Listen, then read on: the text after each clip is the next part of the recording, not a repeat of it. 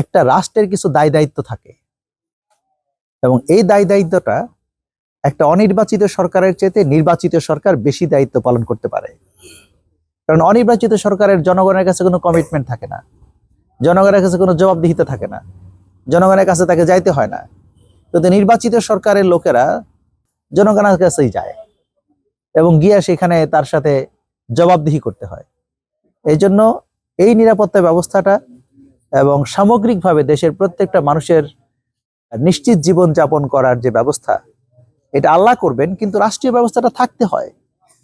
আমরা তো বেড়াইতে গেলে ইউরোপ আমেরিকাতে যাই, চায়নাতে যাই, আমরা বেড়াইতে গেলে মিডল ইস্টে যাই, আমরা বেড়াইতে গেলে তো আমরা আফ্রিকান কান্ট্রিগুলিতে যেতে চাই না। কারণটা কি? ওইসব দেশে তো আমাদের দেশের চেয়ে অনেক সুন্দর সুন্দর জায়গা আছে, যেতে চায় না। কারণ সিকিউরিটি থ্রেট, নিরাপত্তা নাই। এই জীবনের নিরাপত্তা, চলাচলের নিরাপত্তা যদি সরকারের পক্ষ থেকে নিশ্চিত করা না যায়, তাহলে সে দেশের উন্নয়ন হয় না। বিদেশিরা আসে না, অন্য দেশের মানুষ আসে না, কোনো ফরেন ইনভেস্টমেন্ট আসে না।